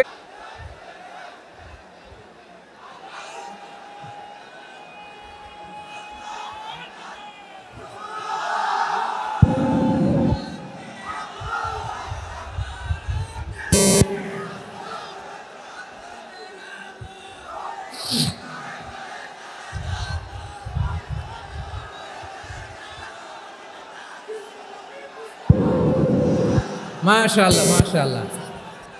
থামুন থামুন আমার ভাইরা, বিশ্বনবীর বয়স তখন প্রায় 51 বছর। কত বছর? বিশ্বনবীর সবচেয়ে কাছের মানুষ খাদিজা রাদিয়াল্লাহু তাআলা আনহা ইন্তেকাল করেছেন। বিশ্বনবী বড্ড কষ্ট পেলেন, হৃদয়টা ভেঙে খান খান। যিনি ঘরের ভেতরে বিশ্বনবীকে সান্ত্বনা দিতেন, ভালোবাসা দিতেন, বাইরে গেলে কুরাইশরা বকাঝকা করে, অত্যাচার করে, কিন্তু আম্মাজান খাদিজা রাদিয়াল্লাহু তাআলা আনহা ঘরটারে এমন শান্তির নীর বানায় রেখেছেন, এই ঘরের ভিতরে ঢুকলে বিশ্বনবীর কলিজাটা ঠান্ডা হয়ে যেত। এজন্য রব্বুল আলামিন বলেন, খাদিজা, ও আমার বান্দি খাদিজা, জান্নাতে এমন স্পেশাল একটা ঘর আমি তোমার জন্য রেডি করে রেখেছি। ওই ঘরের মধ্যে কোনো আওয়াজ নাই, ওই ঘরের মধ্যে কোনো নয়েজ নাই, ওই ঘরে কোনো বিশৃঙ্খলা নাই। কারণ মক্কার জমিনে আমার নবী কুরাইশদের বিশৃঙ্খলা, নয়েজ আর ঝামেলাগুলোকে উপেক্ষা করে যখন তোমার ঘরের ভিতরে ঢুকতো, ঘরটারে তুমি শান্তির নীর, ঠান্ডা, নীরব, নিস্তব্ধ, নিঝুম আর শান্তির নীর বানিয়ে রেখেছ। এজন্য জান্নাতে স্পেশাল একটা শান্তির নীর আমি তোমারে উপহার দেব। ওই প্রিয়তমা স্ত্রী খাদিজা ইন্তেকাল করলেন, বিশ্বনবীর হৃদয় ভেঙে খান খান। আবার ওনার চাচা আবু তালেব ইন্তেকাল করলেন, যিনি পলিটিক্যাল শেল্টার দিতেন নবীকে। কে দিতেন? আবু তালেবের ভয়ে, বিশ্বনবীর এই চাচার ভয়ে কোনো মুশরিক নবীর গায়ে হাত দেওয়ার সাহস পায় নাই। এখন স্ত্রীও নাই, চাচাও নাই, নবীকে আশ্রয় দেওয়ার কেউ নাই, নবীর চারদিকে অন্ধকার। নবী এখন কই যাবেন? আমার পেয়ারা নবী নতুন স্টেশন খুঁজতেছেন, নতুন দাওয়াতি প্ল্যাটফর্ম খুঁজতেছেন। তিনি যায়েদ বিন হারেসা রাদিয়াল্লাহু তাআলা আনহুকে নিয়ে মক্কার পাশের একটা নেইবরিং সিটি তায়েফে চলে গেলেন। কোথায় চলে গেলেন? লালমনিরহাটের ভাইয়ের আওয়াজ করে বলেন, কোথায় গেলেন? তায়েফে চলে গেলেন দিনের দাওয়াত দেওয়ার জন্য। কি দেওয়ার জন্য? নাকি জমি কিনতে গেছিলেন? জমি কিনতে, দুনিয়ার যশ খ্যাতির জন্য, নিজের কোনো লাভের জন্য? তায়েফবাসীদেরকে জাহান্নামের আগুন থেকে বাঁচানোর জন্য। আওয়াজ করে বলতে হবে, ঠিক কিনা? বিশ্বনবী বিশাল মরুপথ, পাহাড়ি পথ পাড়ি দিয়ে তায়েফের মরুজমিনে গেলেন কোরআনের দাওয়াত নিয়ে, ইমানের দাওয়াত নিয়ে। কিন্তু তায়েফের লোকেরা বিশ্বনবীর দাওয়াতকে শুধু প্রত্যাখ্যান করেই থামে নাই, তারা বিশ্বনবীর সাথে অত্যন্ত খারাপ আচরণ করেছে। বিশ্বনবীকে শারীরিকভাবে হেনস্থা করেছে, আমার নবীকে শারীরিকভাবে অত্যাচার করেছে, আমার পেয়ারা নবীর গায়ে পাথর মেরেছে, বিশ্বনবীর গা বেয়ে ঝরঝর করে রক্ত ঝরেছে, নবী জামিনের মধ্যে লুটিয়ে পড়েছেন, আবার মেরেছে, আবার নবী হাঁটতে শুরু করলেন, পেছন থেকে আবার মেরেছে, আবার নবী রক্তাক্ত হয়ে জামিনের মধ্যে লুটিয়ে পড়লেন, আবার মেরেছে। বিশ্বনবীর মতো এত সুশ্রী মানব, বিশ্বনবীর মতো এত শুভ্র মানব, বিশ্বনবীর মতো এমন চমৎকার দেহাবয়ব দিয়ে রব্বুল আলামিন কাউকে বানান নাই। এরকম চমৎকার মানুষটাকে তারা তায়েফের ওই জমিনে রক্তাক্ত করেছে। বিশ্বনবী দুনিয়ার কোনো স্বার্থের জন্য সেখানে যান নাই, নিজের কোনো লাভের জন্য, প্রাপ্তির জন্য যান নাই, তায়েফবাসীদের জাহান্নামের আগুন থেকে বাঁচাতে গিয়েছেন। ঠিক কিনা বলেন? খেয়ে না খেয়ে দিন প্রচারের কাজে নিজেকে দিয়েছ বিলিয়ে, তায়েফের কাফিরেরা চিনল না সে আলো, দুষ্ট ছেলেদের পিছু দিল লেলিয়ে, পাথরের আঘাতে ক্ষত বিক্ষত হয়ে সারা শরীর থেকে রক্ত ঝরে। হে রাসূল তোমাকে ভুলি আমি কেমন করে, হে রাসূল তোমাকে ভুলি আমি কেমন করে। পারেন না আপনারা? ধরুন আমার সাথে। হাজার ব্যথা বেদনার পরে ফিরে আসনি তুমি আপন ঘরে, দিনের আলো তুমি ছড়িয়ে দিতে চলে গেলে মদিনায় মক্কা ছেড়ে।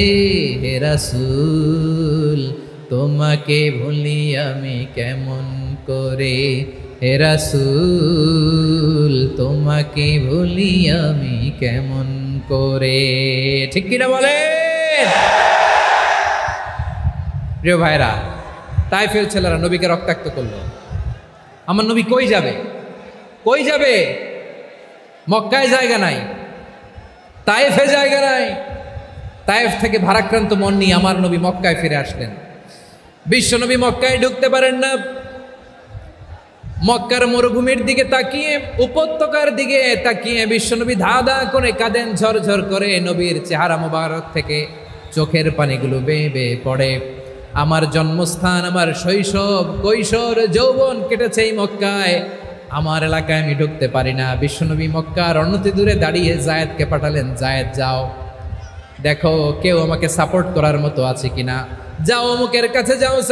জায়েদ গেলেন, তারাও প্রত্যাখ্যান করে ফিরিয়ে দেয়। বিশ্বনবী বললেন যাও অমুক লোকের কাছে যাও, তিনিও প্রত্যাখ্যান করে ফিরিয়ে দিলেন। কেউ বিশ্বনবীকে আশ্রয় দিতে রাজি হয় না। নিজ জন্মভূমিতে বিতাড়িত বিশ্বনবী, সর্বশেষ বিশ্বনবী বললেন যাও মুতঈম ইবনে আদির ঘরে যাও। মুতঈম ইবনে আদি মুশরিক, তার কাছে যাও। গেলেন, মুতঈম ইবনে আদি রাজি হয়ে গেল। সুবহানাল্লাহ বলেন। দেখেন, অনেক বিপদের সময়ও আমি নিজে সাক্ষী, সামাজিকভাবে রাজনৈতিকভাবে কত ঝঞ্ঝা, কত ষড়যন্ত্র, কত কনস্পাইরেসি পাড়ি দিয়ে আমাদেরকে সামনে এগিয়ে যেতে হয়। এই শত্রুদের ভেতরেও একজনকে দাঁড় করিয়ে দেয় যে আল্লাহর কোরআনের জন্য রেডি হয়ে যায়। পড়েন সুবহানাল্লাহ। মুতঈম ইবনে আদি, আল্লাহ তার মনকে নরম করে দিলেন। মুতঈম বলে, মুহাম্মদ আমি তোমাকে আশ্রয় দিব। তার দুই ছেলেকে পাঠালেন, যাও খোলা তলোয়ার নিয়ে, স্কট দিয়ে, গার্ড অফ অনার দিয়ে মোহাম্মদকে মক্কায় ঢুকাও, আর বলো আমি আমান দেব। আমান কি দিব? আমান মানে সিকিউরিটি, নিরাপত্তা। সিকিউরিটি ছাড়া, আমান দেওয়া ছাড়া কেউ থাকতে পারতো না মক্কায়। দুই ছেলে বিষ্ণু ইসা ইসলামকে নিয়ে আসলো। নবী কাবার চারদিকে তাওয়াফ করলেন, নামাজ পড়লেন। আবু জাহেল, উতবা, শাইবা, ওয়ালিদ ইবনে মুগীরা সবাই দেখে, কেউ কিছু করতে পারে না। কারণ মুতঈম ইবনে আদি ঘোষণা দিয়েছেন আমি মুহাম্মদকে আমান দিয়েছি, মুহাম্মদের গায়ে যেন কেউ স্পর্শ না করে। আওয়াজ করে পড়েন সুবহানাল্লাহ। নবীর এই বিপদকালে মুহূর্তে মুতঈমের হৃদয়টারে নরম করে দিল কে? আচ্ছা, লালমনিরহাটের ভাইয়েরা বলেন, এই মুতঈম কি মুসলিম ছিল না মুশরিক? সবাই বলতে হবে মুসলিম না মুশরিক? তাহলে মুশরিকের কাছ থেকে নবী পলিটিক্যাল অ্যাসাইলাম, আধুনিক রাষ্ট্রবিজ্ঞানের ভাষায় পলিটিক্যাল অ্যাসাইলাম, যেটাকে বলে রাজনৈতিক আশ্রয়, ওনার আমান বা নিরাপত্তার এই ঘোষণায় তিনি মক্কায় ঢুকলেন। যতদিন নিরাপত্তা ছিল ছিলেন। মুতঈম যখন মারা গেল, বিষ্ণু ইসলাম হিজরত করে মদিনায় চলে গেলেন। সুবহানাল্লাহ। কিন্তু মুতঈম যে বিশ্বনবীর উপকার করছে এটা বিশ্বনবী ভুলে নাই। আমাদের অনেকে আছে উপকার করার পরে আর খেয়াল থাকে না, খাওয়ার পরে গলা দিয়ে নামলে আর খেয়াল থাকে না। এরকম আছে না নাই? আমার নবী ভুলে নাই। বদরের প্রান্তরে 70 জন কাফেরকে যখন বন্দি করে বিশ্বনবীর সামনে হাঁটু গেড়ে দাঁড় করানো হলো, বসানো হলো। 70 জন কাফের। কয়জন? বিশ্বনবী তাদের দিকে তাকিয়ে বললেন, সহিহ বুখারীর বর্ণনা, লাউ কানাল মুতঈম ইবনে আদি হাইয়ান সুম্মা কাল্লামানি হাউলাই নাতনা লা তারাকতুহুম লাহু। বদরের প্রান্তরে 70 জন বন্দী কাফিরের দিকে তাকিয়ে আমার নবী বললেন, আজকে মুতঈম ইবনে আদি যদি বেঁচে থাকতো আর তোমাদের 70 জনের ব্যাপারে যদি মুতঈম এক বাক্যে একটা সুপারিশ করতো, তার সম্মানে আজকে তোদের সবাইকে আমি মাফ করে দিতাম। সুবহানাল্লাহ নাই? ওই যে চিল্লাচিল্লি যে কথা বোঝে নাই, কোন জিনিস মিস করছে ওরা নিজেরাও বোঝে নাই। বিশ্বনবী মুতাইমের এই সাহায্যের কথা বলে নাই। 70 জন মুশরিক হাঁটু গেড়ে বসা, নবী চাইলে এখনই এক্সিকিউশন অর্ডার দিতে পারে। তিনি বললেন, আজকে যদি মুতাইম বেঁচে থাকতো আর মুতাইম যদি তোদের জন্য সুপারিশ করতে, এই আবর্জনাগুলোর ব্যাপারে সুপারিশ করতে, আমি মুহূর্তেই তোদেরকে এমনি মাফ করে দিতাম। এবার বলেন, ইসলাম কি ন্যারো মাইন্ডেড না ব্রড মাইন্ডেড? শুধু তাই নয়, যাকে যে সম্মান দেয়ার আমার নবী দিতেন, হোক আস্তিক হোক নাস্তিক, হোক মুসলিম হোক অমুসলিম। বিষ্ণু ইসলাম যখন রোমান সম্রাটের কাছে চিঠি লিখেছেন, আমার প্রিয় লালমনিরহাটের ভাইরা, অল্প কয়েক মিনিট কয়েকটা জরুরি কথা বলবো, এদিকে তাকান, এদিকে তাকান। রোমান সম্রাটের কাছে বিশ্বনবী যখন চিঠি লিখলেন মিন মুহাম্মদ রাসূলিল্লাহ ইলা হিরাকলা আযীমির রোম, মুহাম্মদের পক্ষ থেকে হিরাক্লিয়াসের কাছে, যিনি হচ্ছেন আযীমির রোম। এটা নবী নিজ থেকে বানায় লিখছেন অতিরিক্ত সম্মান দিয়ে। কোন রাষ্ট্রপ্রধান যখন আসে তাদেরকে আমরা কি বলি জানেন? তার নামের শেষে HE এটা লিখতে হয়, H.E. মানে হিজ এক্সেলেন্সি। কি লেখে? হিজ এক্সেলেন্টি, অথবা ইউর হাইনেস, ইউর ম্যাজেস্টি। দেখেন, বিশ্বনবী সাল্লাল্লাহু আলাইহি ওয়াসাল্লাম সব নবীদেরও নবী, তিনি একজন মুশরিক খ্রিস্টান সম্রাট রোমান সম্রাটের কাছে চিঠি লিখতে যায়, লিখতেছে ইলা হিরাকলা আযীমির রোম, হিরাক্লিয়াসের কাছে আমার চিঠি, যিনি রোমের আযীম, হিজ হাইনেস, মানে রোমের অনেক সম্মানিত এক বাহাদুর। আওয়াজ করে বলেন সুবহানাল্লাহ। তার মানে যাকে যে সম্মান দেয়ার এটা বিশ্বনবী দিতেন। এমনকি যেই ইহুদিরা ভালো ছিল, এই ইহুদিদেরও প্রশংসা করেছেন বিশ্বনবী মুহাম্মদুর রাসূলুল্লাহ সাল্লাল্লাহু আলাইহি ওয়াসাল্লাম। এক ইহুদির প্রশংসা করেছেন বিশ্বনবী। ইহুদির কার? আমি তো আমার ভাইয়ের প্রশংসা করি না, আমি তো এক আলেম আরেক আলেমরে স্পেস দেই না, আমি তো এক দায়ী আরেক দায়ীর সাথে বসতে চাই না। আমার নবী ইহুদির প্রশংসা করে। কার প্রশংসা? ওই ইহুদির নাম ছিল মুখাইরেক। সিরাত গ্রন্থ ঘাটলে পাবেন। তিনি বলেছেন, মুখাইরেক খাইরু ইয়াহুদ, Mukhayriq is the best of the জুইশদের মধ্যে সে সবচেয়ে ভালো। কেন প্রশংসা করলেন তার? এর কারণ মদিনা চার্টারে কথা ছিল সব ধর্মের মুসলিম মুশরিক ইহুদিরা মিলে মদিনাকে রক্ষা করবে। কিন্তু তৃতীয় হিজরিতে যখন উহুদের যুদ্ধ শুরু হলো, সবার কথা ছিল যেই আক্রমণ করে আমরা মদিনাকে বাঁচাবো। কোন শহরকে বাঁচাবো? মদিনাকে। কিন্তু কুরাইশরা যখন অ্যাটাক করলো, ইহুদিরা আর আসে না, ইহুদিরা আর বেরোয় না। বিষ্ণু বললেন, ওহে ইহুদিরা, তোমরা না চুক্তি করলে আমার সাথে যে মদিনা বাঁচাতে সবাই ঝাঁপিয়ে পড়বো, আসো। একটা ইহুদিও বেরোয় না, কেউ আসে নাই সেদিন, একজন ছাড়া। তার নাম মুখাইরেক। তার নাম কি? মুখাইরেক বাহাদুরের মতো ঘোড়সাওয়ার হয়ে বেরিয়ে গেলেন এবং বললেন, গোটা ইহুদি সাম্রাজ্যের একজনও যদি না আসে, আমি মুখাইরেককে কেউ ঘরে আটকে রাখতে পারবে না। বেরিয়ে আসলেন, এসে বললেন, আমি মুহাম্মদের পক্ষে যুদ্ধ করব। আমি মারা গেলে আমার সম্পদ আমার উত্তরাধিকারীরা পাবে না, আমার সম্পদ তোমরা মুহাম্মদকে দিয়ে দিবা। সুবহানাল্লাহ বলেন। উহুদের ময়দানে 70 জন মুসলমান শহীদ হলো। এই ইহুদি, সেও মুসলমানের পক্ষে যুদ্ধ করে নিহত হলো। সুবহানাল্লাহ বলেন। মুসলিমদের লাশ যখন নিয়ে আসা হলো, এই মুখাইরিকের লাশও নিয়ে আসা হলো। মুসলিমদের লাশের পাশে মুখাইরিকের লাশ দেখে বিশ্বনবী মুখাইরিকের প্রতি অনেক খুশি হলেন।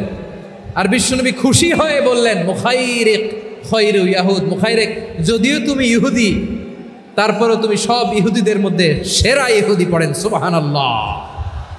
আমার নবী ইহুদিকেও সম্মান দিতে কার্পণ্য করে নাই। আওয়াজ করে বলেন আল্লাহু আকবার।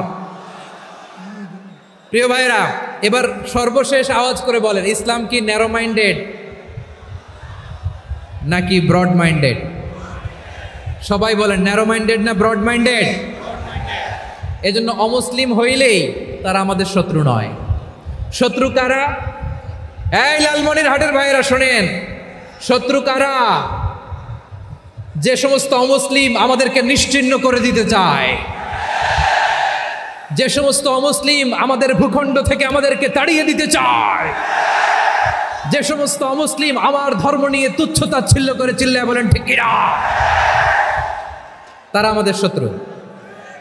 সাধারণ অমুসলিমরা আমার শত্রু নয়। এই যে হিন্দুরা থাকে, এরা আমার ভাই, বৌদ্ধরা আমার ভাই, খ্রিস্টানরা আমার ভাই, ইহুদিরা আমার ভাই। তারা দিনই ভাই নয়, তারা মায়ের পেটের ভাই নয়, তারা মানবিক দিক থেকে ভাই। ও মানুষ, আমিও মানুষ, ইসলাম মানুষকে সম্মান করে, চিল্লায় বলো ঠিক কিনা? যারা আমাদের অস্তিত্বকে নিশ্চিহ্ন করতে চায়, যারা আমাদের ভূখণ্ডকে দখল করতে চায়, যারা আমাদেরকে নিয়ে মকারি করে, ফান করে, টিটকারি করে, আমার ধর্ম নিয়ে খেলা করে, তাচ্ছিল্য করে, ওদের বিরুদ্ধে আমাদের জিহাদ। সাধারণ মুসলিম আমাদের শত্রু নয়। আপনি জানেন নিউ ইয়র্কে, আমি তো নিউ ইয়র্কে ছিলাম অনেকদিন, ওখানে ফিলিস্তিনিদের পক্ষে যখন আমরা মিছিল করেছি, অনেক ইহুদি আমাদের সাথে মিছিলে দাঁড়িয়েছে। কারণ ওরাও জানে এই ভূখণ্ড ফিলিস্তিনিদের ভূখণ্ড। আওয়াজ করে বলো লালমনিরহাট ঠিক কিনা? ইসরায়েলের রাজধানী খোদ তেল আবিবে অনেক ইহুদিরা বেঞ্জামিন নেতানিয়াহু তার বিরুদ্ধে মিছিল করেছে। তো তারা কি আমাদের শত্রু? না। অনেক খ্রিস্টান আমাদের সাথে আমাদের স্বার্থ রক্ষায় আমাদের পাশে দাঁড়িয়েছে। খেয়াল রাখবেন, হিন্দু আর হিন্দুত্ববাদ এক নয়, ইহুদি ধর্ম আর জায়নিজম এক নয়। জায়নিজমের বিরুদ্ধে আমাদের সংগ্রাম, আমাদের জেহাদ, চিল্লায় বলেন ঠিক কিনা?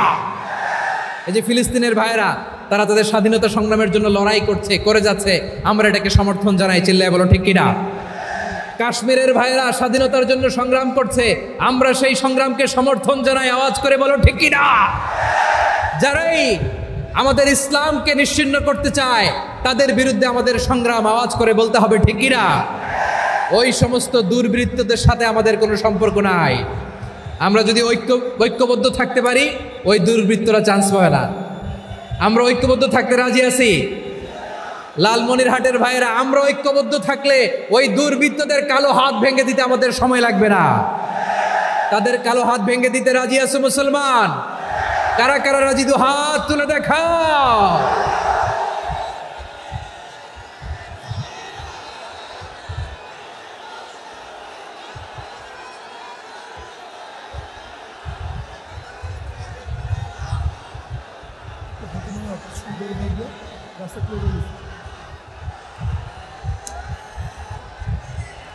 আমার প্রাণ প্রিয় লালমনিরহাটের ভাইয়েরা, শত্রু কাফের আর অশত্রু কাফেরের মধ্যে পার্থক্য আছে না নাই? আবু তালেবও মুশরিক, আবু জাহেলও মুশরিক, কিন্তু দুই মুশরিকে পার্থক্য আছে না নাই? আবু তালেব নবীর চাচা, মুশরিক, মারা গিয়েছে মুশরিক অবস্থায়, কিন্তু আজীবন আমার নবীকে আগলে রেখেছে, আমার নবীকে সাপোর্ট করেছে, ভালোবেসেছে। আবু জাহেলও মুশরিক, মারা গিয়েছেও মুশরিক হিসেবে, আজীবন আমার নবীর বিরুদ্ধাচারণ করেছে। আবু জাহেলের শক্তি, সামর্থ্য, স্ট্র্যাটেজি, প্ল্যান সব আমার নবীর বিরুদ্ধে ছিল।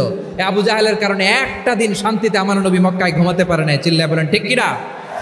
এজন্য রব্বুল আলামিন বলেন, লা ইয়ানহাকুমুল্লাহু আনিল্লাযীনা লাম ইউকাতিলুকুম ফিদ-দীন ওয়া লাম ইখরিজুকুম মিন দিয়ারিকুম আন তাবাররুহুম ওয়া তুকসিতু ইলাইহিম ইন্নাল্লাহা ইউহিব্বুল মুকসিতিন।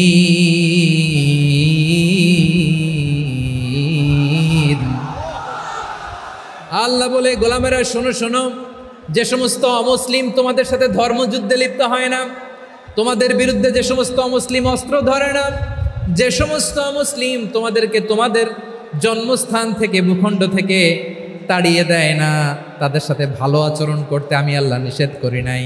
তাদের সাথে সদাচরণে কোনো নিষেধাজ্ঞা নাই, বরং তাদের সাথে সদাচরণ করো, এটাই আমি আল্লাহ চাই। তাহলে আমার যে অমুসলিমরা আমাদের সাথে শত্রুতা করে না, তুচ্ছতাচ্ছিল্য করে না, আমাদের ভূমি থেকে আমাদেরকে উচ্ছেদ করতে চায় না, আমাদের বিরুদ্ধে অস্ত্র ধরে না, ওই অমুসলিম ভাইদের সাথে আমাদের কোনো দ্বন্দ্ব আছে? কোনো বিরোধ আছে? বরং আছে ভালোবাসা। বরং আছে কি? এই ভালোবাসা দিয়ে আমরা বিশ্ব জয় করব। রাজি আছে মুসলমান? আমাদের পুঁজি ভালোবাসা। আমাদের পুঁজি কি? এবার আওয়াজ করে বলেন, আমার এই পুরো আলোচনা থেকে the religious coexistence, peaceful coexistence, শান্তিপূর্ণ সহাবস্থান, কমিউনাল হারমোনি, এই সাম্প্রদায়িক সম্প্রীতি, এই আলোচনা থেকে কি বুঝলেন? ইসলাম কি ন্যারো মাইন্ডেড না ব্রড মাইন্ডেড? এই ব্রড মাইন্ডেড হৃদয় নিয়ে, ভালোবাসা দিয়ে আমরা বিশ্ব জয় করতে চাই। রাজি আছেন? আল্লাহ কবুল করুক, আমরা সবাই পড়ি আমিন। লালমনিরহাটের জেলা স্টেডিয়ামে আমার প্রিয় মায়েরা, বোনেরা, আপনাদের জন্য একটা হাদিস বলে শেষ করব। বিশ্বনবী বলেন, আমার মায়েরা খেয়াল করে শুনুন, বিশ্বনবী আপনাদের উদ্দেশ্য করে বলেন, আল মারআতু ইদা সাল্লাত খামসাহা ওয়া সামাত শাহরাহা হাফিজাত ফুরুজাহা আতাআত বা'লাহা ফালতাদখুল মিন আইয়ি আবওয়াবিল জান্নাতি শাআত। বিশ্বনবী বলেন, ও রমণীরা, ও নারীরা, যে সমস্ত নারী এই 4টা কাজ করবে, এই 4টা কাজের গ্যারান্টি দিবে, তাদেরকে জান্নাতের 8টা দরজার গ্যারান্টি দেয়া হবে। কি 4টা কাজ? 1 নাম্বার, আল মারআতু ইদা সাল্লাত খামসাহা, যে নারী 5 ওয়াক্ত নামাজ পড়ে। কি করে? জেলা স্টেডিয়ামে অবস্থানরত আমার নারীরা, বোনেরা, বিশ্বনবী আপনাদেরকে 4টা কাজের কথা বলেছেন, খুব বেশি না। 4টা করলে 8 জান্নাতের দরজা সব খোলা। কোনটা দিয়ে যাবেন? যেটা দিয়ে মনে চায়। 1 নাম্বার 5 ওয়াক্ত নামাজ।